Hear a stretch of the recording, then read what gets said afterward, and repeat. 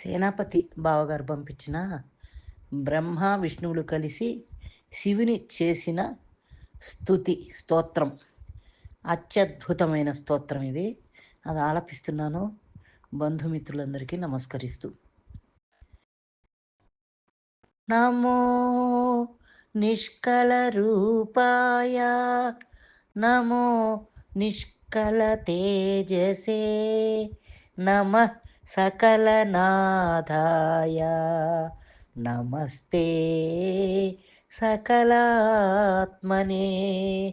నమః ప్రణవవాచ్యాయ నమః ప్రణవలింగినే నమః సృష్ట్యాదికర్త్రే చ నమః పంచముఖాయ తే